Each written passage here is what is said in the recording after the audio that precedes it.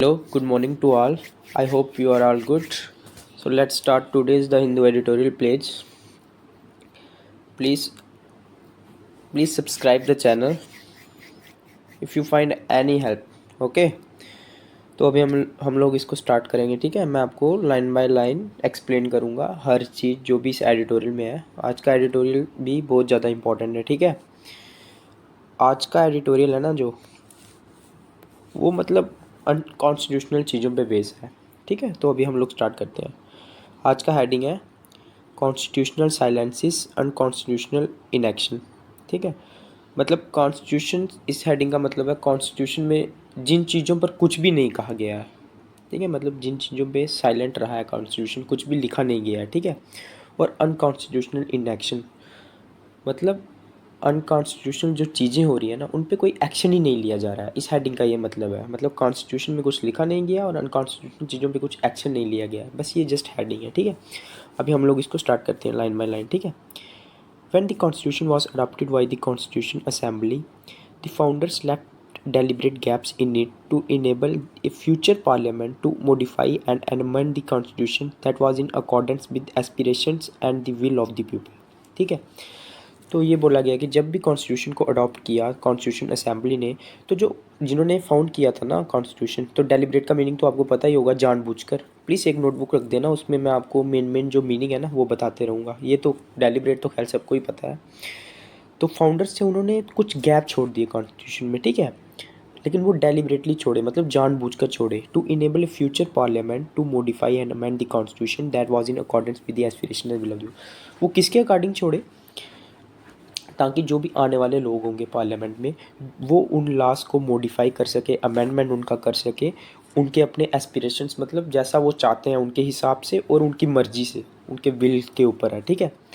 This ostensibly gave worth to a constitution with glaring misses, ठीक है।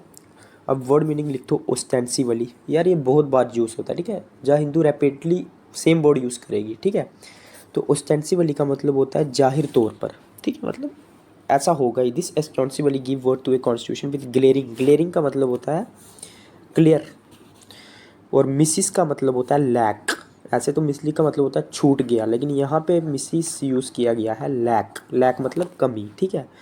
तो ये क्या करेगी, ये आम तौर पर मतलब एक ऐसे कॉन्स्टिट्यूशन को बनाएगी जिसमें बहुत सारी चीज़ें मिसिस है, ग्लेयरिंग क्लियर मिसिस है, ठीक है। या फिर कमी है, जिसमें क्लियर कमी है जिस कॉन्स्टिट्यूशन में, ठीक है। One of the silences in the constitution is in article 200 which does not prescribe a timeline for a governor to present assent to bills sent by the legislative mind. सबसे बड़ी मतलब जहाँ पे साइलेंट में constitution में कुछ भी लिखा नहीं गया ना, वो है आर्टिकल 200, ठीक है। जिसमें मतलब ये टाइमलाइन ही दी नहीं गई है कि जो गवर्नर है वो कितने टाइम में असेंट देगा बिल को, अपनी मंजूरी देगा, ऐसी कोई टाइमलाइन ही नहीं दी गई है आर्टिकल 200 में, ठीक है। This has been used to advantage by the governors of various opposition rule state to obfuscate the mandate of democratically selected government, ठीक है। तो इससे, अच्छा एक वर्ड मीनिंग लिख दीजिए, ऑफस्केट। इसका मीनिंग होता है स्पष्ट करना, ठीक है। मतलब किसी चीज़ में मंजूरी नहीं देना या किसी चीज़ को रोकना, ठीक है। इससे क्या होता है ना, गवर्नर्स है ना जो स्टेट्स के, वो उनको एडवांटेज उठाते हैं, क्योंकि टाइमलाइन तो दी नहीं हुई है, ठीक है। और जो भी खासकर जो अपोजिशन रूल पार्टी के गवर्नर है, क्योंकि गवर्नर तो सेंटर का होता है ना, तो ये लोग क्या करते हैं, इस चीज़ का फ़ायदा उठाते हैं। और जो भी उनके पास मैंडेट, मतलब जो भी उसके पास कोई लॉ कोई बिल आता है असेंट के लिए, मंजूरी के लिए, उसको मतलब फंसा के रखते हैं, उसको पूरी तरह से स्पष्ट ही नहीं करेंगे, मतलब उसको अपना एक्सेंट ही नहीं देंगे, ठीक है। और मतलब जो भी बिल आता है डेमोक्रेटिकली जो इलेक्टेड गवर्नमेंट्स होती है उनका, क्योंकि जो गवर्नर होगा वो तो अपोजिशन पार्टी का बंदा होगा, वो तो सेंटर के हिसाब से ही चीज़ें करेगा, ठीक है। इसकी वजह से मतलब काफ़ी प्रॉब्लम होती है स्टेट गवर्नमेंट को। जैसे दिल्ली में भी आपने सुना होगा कि मतलब केजरीवाल का जो सेंटर के साथ है ना, वो काफ़ी ज़्यादा इशू चलता है, और ये हर स्टेट में चलता ही है। The Examples range from the Tamil Nadu prohibition of online gambling and regulation of online game bill 2022 passed by the Tamil Nadu Assembly to the Kerala Lok Ayukta Amendment Bill 2022 passed by the Kerala Assembly। तो example की हमें बात करें, जो तमिलनाडु ने भी bill pass किया था गैम्बलिंग और रेगुलेशन ऑफ गेम, इसको अभी तक एक्सेंट दिया नहीं है, ठीक है। और जो एक केरल ने भी बिल पास किया था लोक आयुक्ता के ऊपर, अमेंडमेंट बिल था। उसको तो असेंबली ने तो उनकी पास कर लिया, लेजिस्लेटिव असेंबली ने, जब लेकिन जब गवर्नर के पास ये बिल जाता है ना तो गवर्नर इसको पास करता नहीं है, ठीक है। In Tamil Nadu alone almost 20 bills are awaiting assent by the governor. अकेले तमिलनाडु में 20 बिल ऐसे हैं जो लेजिस्लेटिव असेंबली ने तो पास कर दिए हैं, लेकिन तमिल जो गवर्नर है वो असेंट देता नहीं है उसको, ठीक है। This situation is no different in Telangana. Telangana और वेस्ट बंगाल में भी यही हाल है। वेस्ट बंगाल में भी आप लोग देखते हैं, क्योंकि बीजेपी की जो गवर्नमेंट है ना, तो उसमें वेस्ट बंगाल में भी उनका काफ़ी ज़्यादा इशू चलता रहता है। तो काफ़ी ज़्यादा मतलब गवर्नर है ना जो वहाँ पे प्रॉब्लम क्रिएट करता है। वो कोई भी चेंजेस लाना चाहेंगे तो वो एक्सेंट देगा नहीं governor. Can the governor just sit on the bills endlessly. तो क्या गवर्नर इसी हिसाब से मतलब बिल्स पे बैठा रहेगा, उनको एक्सेंट ही नहीं देगा? तो ये हम लोग अभी देखेंगे, ठीक है। ये आपका मतलब अच्छा हेडिंग है पेपर 2 के लिए, आपको मतलब देख लो, मतलब इनमें से काफ़ी ज़्यादा आप अच्छे अच्छे पॉइंट उठा लिया करो, इवन लिख दिया करो, ठीक है। वोकैब में तो आपको हेल्प मिलेगा ही। उसके बाद कॉन्स्टिट्यूशनल स्कीम, कॉन्स्टिट्यूशन में क्या लिखा गया है इसके बारे में। When the draft of article 200 was discussed in the constitution assembly, professor Shibban Lal Saksena rightly highlighted how there is no time limit prescribe for the governor to act. तो जब भी ये मतलब ड्राफ्ट बना था ना, आर्टिकल 200 जब डिस्कस हुआ, तो एक प्रोफेसर शाबाना लाल थे, सक्सेना थे, उन्होंने मतलब सही तरीके से कहा कि यार ऐसा कैसे हो सकता है कि कोई टाइम लिमिट ही मतलब लिखी नहीं गई है गवर्नर के लिए कोई भी बिल, किसी भी बिल पे एक्ट करने के लिए, ठीक है। इन दी पुरुषोत्तम Nambudiri versus State of Kerala 1962, a constitution bench of the Supreme Court clarified that the constitution does not impose any limit within which the governor should provide access to bills। तो एक case हुआ था पुरुषोत्तम नमूदारी versus state of Kerala. इसमें जो constitution bench बैठी थी ना, उसने बोला था कि कोर्ट ने क्लैरिफाई किया था कि ऐसी कोई भी टाइम लिमिट नहीं है जिसमें जो गवर्नर है उसको एक्सेंट देना ही है बिल को, ऐसी कोई भी टाइम लिमिट बोली नहीं गई है कॉन्स्टिट्यूशन में, ठीक है। Interestingly the question as to whether the governor can sit on bills indefinitely did not rise before the court. तो क्वेश्चन तो मतलब ये है कि यार ऐसा मतलब कोई भी ऐसे क्वेश्चन उठते क्यों नहीं है कि जिसमें ये बोलें कि यार ऐसा क्यों किया गया कि गवर्नर को इंडेफिनेटली टाइम दिया गया। ऐसे कोर्ट के सामने प्रश्न कभी भी उठा नहीं है आज तक। The court to had no occasion to provide an authoritative ruling on it. तो कोर्ट के पास भी कभी ऐसी ओकेजन, ऐसा मौका आया नहीं कि जिसमें वो कोई रूल बनाए या कुछ ऐसा बोले कि ऐसा क्यों है कि मतलब गवर्नर को पास इंडेफिनेटली टाइम दिया गया है। मतलब इंडेफिनेटली मतलब अनलिमिटेड है, आपको पता ही होगा। However, the court has maintained that the governor must honor the bill of the legislature and what the president or a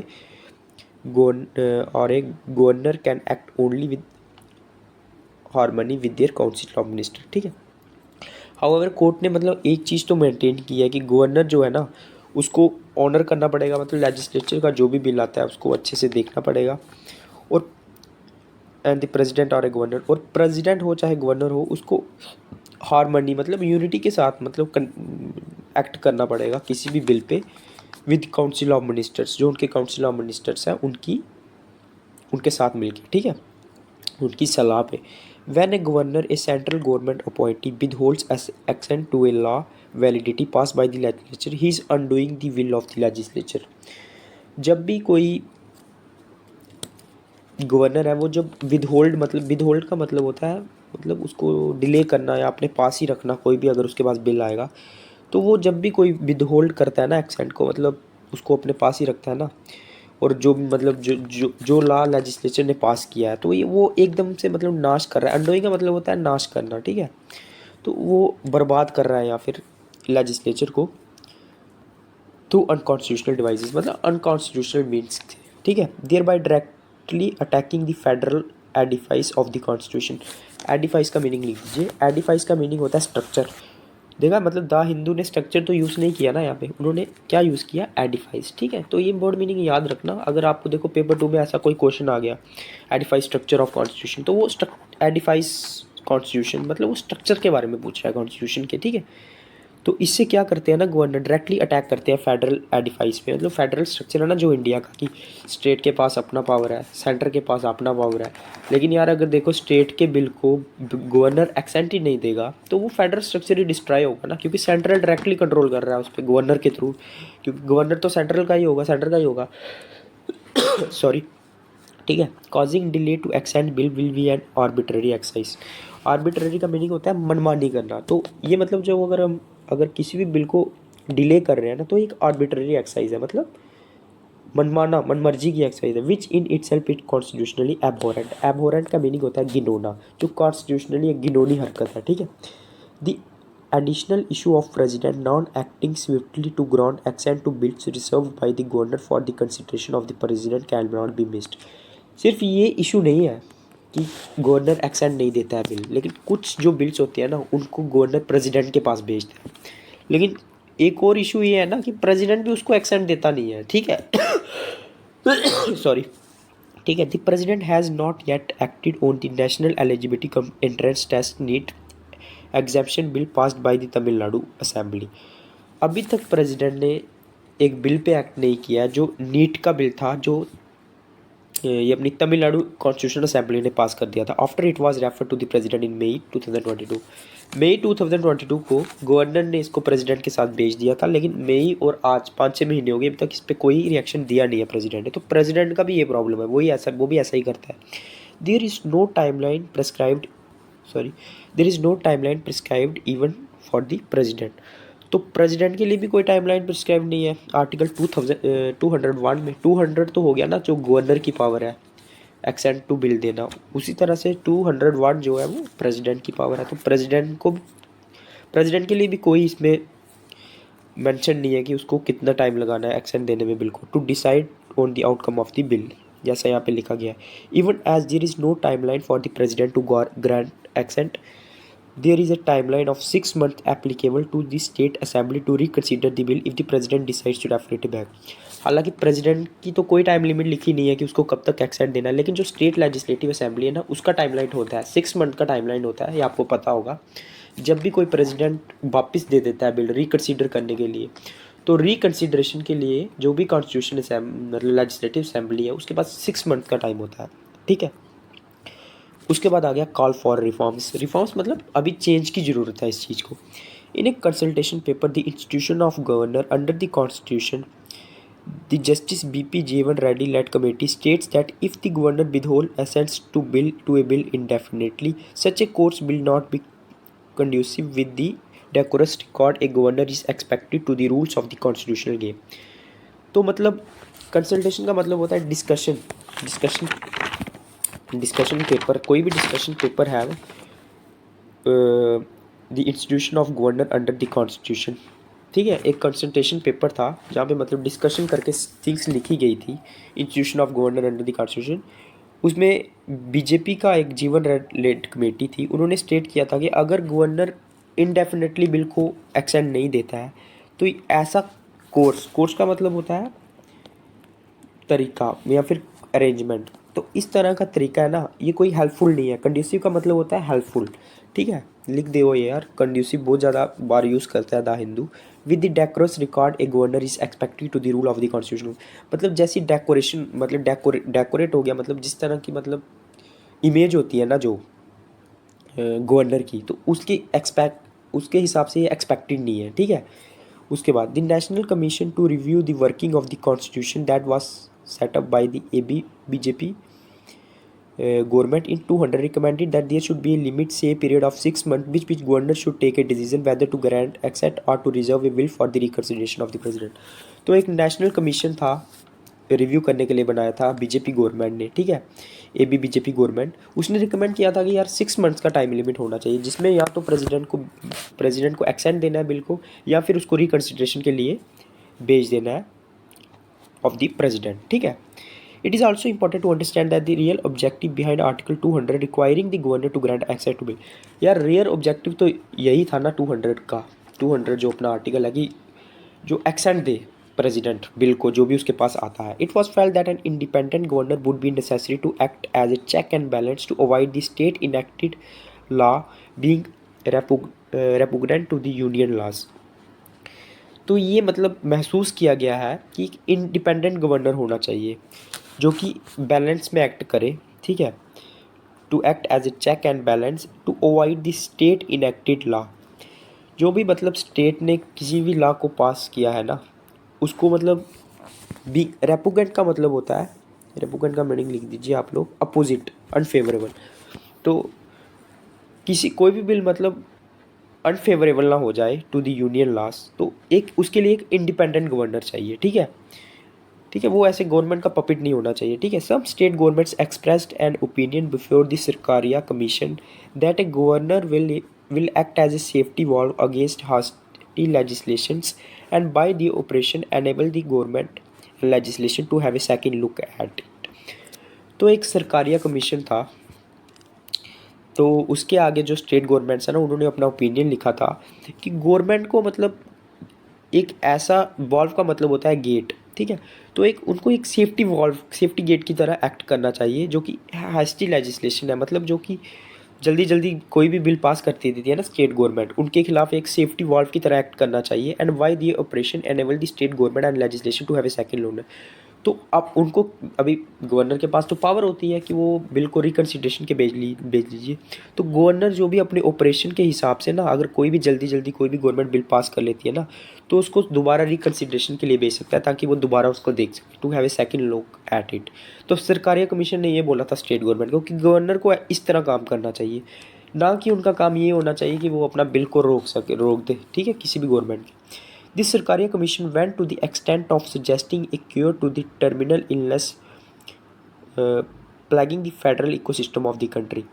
तो एक जो सरकारिया कमीशन है उसने भी एक चीज़ सजेस्ट की थी, जो कि इलनेस, मतलब जो भी टर्मिनल इलनेस, अब मतलब टर्मिनल इलनेस मतलब जो भी अभी हमारे कॉन्स्टिट्यूशन में कमी है ना, तो जो कि क्या करती हैं, फ्लैगिंग का मतलब होता है, प्लैगिंग का मतलब सॉरी होता है पीड़ा देना या कुछ भी, मतलब जो भी फेडरल स्ट्रक्चर को मतलब ख़राब करती है, इकोसिस्टम ऑफ द कंट्री है, उसको क्योर करने के लिए कुछ सजेशन दी थी। It was suggested that delay from the side of the governor in granting accent can be avoided by streamlining the accessing procedures. तो उन्होंने बोला था कि अगर यार गवर्नर की तरफ से अगर डिले होता है ना किसी भी बिल को एसेंट देने में, तो उसको कैसे अवॉइड किया जा सकता है, मतलब ख़त्म किया जाता है बाय स्ट्रीमलाइनिंग।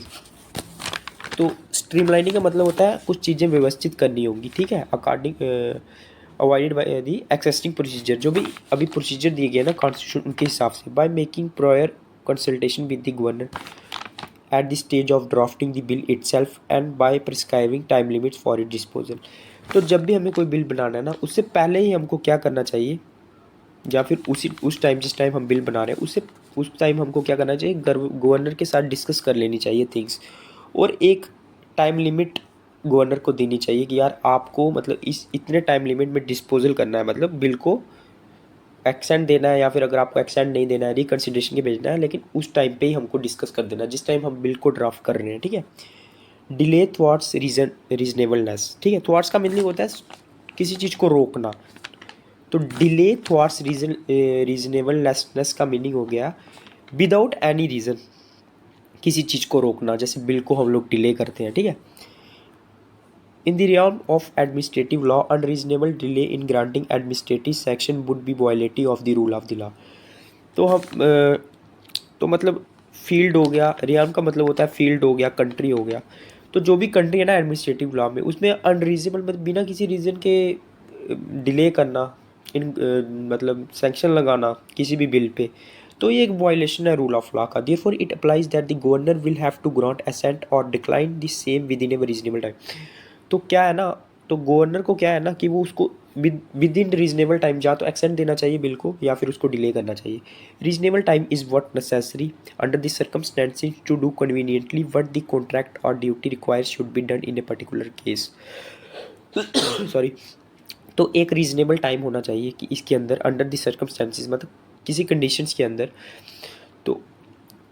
तो किसी भी अगर केस में गवर्नर को अच्छे से अपना ड्यूटी परफॉर्म करना है ना, तो उसके लिए उसके पास रीजनेबल टाइम होना चाहिए कि इतने टाइम के अंदर उसको एक्सेंट देना ही है बिल्कुल। In Keshav Meghachandra Singh versus the honourable speaker Manipur legislative assembly 2022 in case on anti-defection law, the Supreme Court held that the Speaker must act on disqualification petitions against the defecting MLAs within a reasonable time। तो एक case हुआ था केशव मेघाचंद्रन बत्तीस honourable speaker Manipur legislative assembly का, ये anti defection law के ऊपर case था। मतलब जब आपको पता ही एंटी डिफेक्शन लॉ मतलब आपको मीनिंग शायद पता ही होगा। एंटी डिफेक्शन का मतलब होता है जब कोई भी शायद आर्टिकल ये 9 है या 10 है, ये आप लोग देख लेना। ये मतलब अपना आर्टिकल तो नहीं है ये, तो उस मैं आपको बता देता हूँ इस तरीके से। तो ये आप लोग चेक कर लेना यार किस आर्टिकल के अंदर आता है, मैं अभी थोड़ा ध्यान में नहीं आ रहा है, ठीक है। तो एक केस हुआ था 2022 में हुआ था ये मणिपुर में। इस केस में एंटी डिफेक्शन लॉ, जब आपके एमपीज या एमएलएस आपके खिलाफ ही टर्न कर जाएंगे तो इसको बोलते हैं एंटी डिफेक्शन लॉ, मतलब अपनी ही पार्टी के खिलाफ हो जाएंगे या फिर कुछ अनकॉन्स्टिट्यूशनल तरीके से पलट जाएंगे तो उसको एंटी डिफेक्शन लॉ के अंदर आता है। तो सुप्रीम कोर्ट ने सीधा सीधा बोला था वो स्पीकर को कि आपको जो भी डिस्क्वालिफिकेशन पेटिशंस डाला गया ना इन लेजिस्लेटिव एमएलएस के खिलाफ, तो आपको रीजनेबल टाइम मतलब विद इन टाइम लिमिट के अंदर इनको इनकी डिस्क्वालिफिकेशंस पे एक्ट करना पड़ेगा, ठीक है। आप मतलब ये नहीं है कि अनलिमिटेड टाइम लोगे, ठीक है। It clarified on the same judgement that the reasonable time is 3 months in case of disqualification petition. तो तो सुप्रीम कोर्ट ने इस जजमेंट में ये भी क्लियर किया था कि आपके पास सिर्फ 3 months का ही रीजनेबल टाइम है डिस्क्वालिफिकेशन पेटिशंस के अंदर, ठीक है। तो उन्होंने सीधे सीधे क्लैरिफाइड किया था। इट क्लैरिफाइड उसी जजमेंट में that reasonable time is 3 month। 3 month थी अगर आपके पास टाइम है डिस्क्वालिफिकेशन पेटिशंस के ऊपर आपको रिएक्ट करना है, ठीक है। The concept that the queen reigns but the minister rule is the bedrock of Westminster system. तो मतलब एक रूल होता था ना जिसमें क्या था, क्वीन तो रूल करती है लेकिन रूल बनाता कौन है, मतलब मिनिस्टर रूल करेंगे और क्वीन जो है वो, जैसे अपना ब्रिटेन में होता है ना, एक क्वीन है उनके पास लेकिन एक प्राइम मिनिस्टर भी होता है। तो ये वेस्ट में सिस्टम में रूल करता है, वेस्ट में सिस्टम है मतलब जैसे ब्रिटेन में है। The governor's duty only to ensure that an elected government is working within the parameter of the constitution. Governor का सिर्फ एक ही ड्यूटी है, ये देखना कि जो भी इलेक्टेड गवर्नमेंट है वो कॉन्स्टिट्यूशन के हिसाब से भी काम कर रही है या नहीं कर रही है।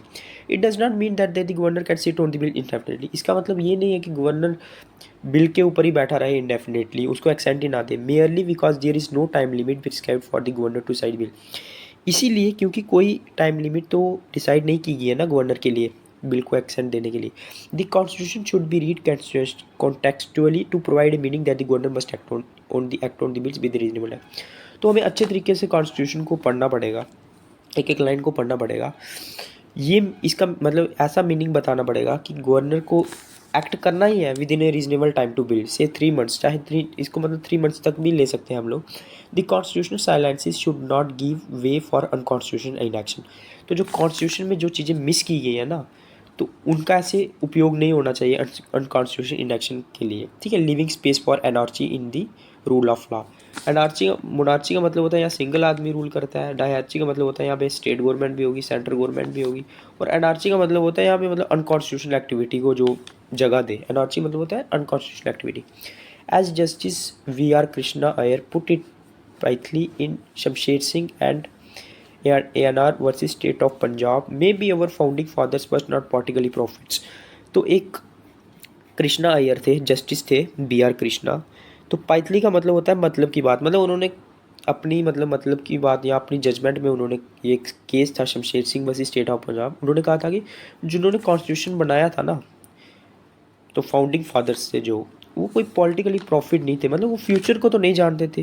Hood could foresee glaring abuses. Foresee का मतलब होता है फ्यूचर और ग्लेयरिंग का मतलब होता है क्लियर अब्यूजेस एंड परवर्टी डेवलपमेंट, जो कि फ्यूचर में हो सकती हैं। उनको तो पता नहीं था ना ऐसी चीज़ें होंगी कि गवर्नर तो एक्सेंट ही नहीं देगा बिल का, तो उनको पहले से ये चीज़ें पता नहीं थी, ठीक है। तो ये मतलब ये मुद्दा है ना, जो ये जो मतलब अभी केस है ना बहुत ज़्यादा चल रहा है, ठीक है। कि जो गवर्नर है वो हर जगह उन्होंने स्टेट गवर्नमेंट के जो भी प्रोजेक्ट्स हैं उनको रोका हुआ है, उनके बिल को एक्सेंट नहीं देता है। तो ये बहुत ज़्यादा इंपॉर्टेंट होगा, ठीक है।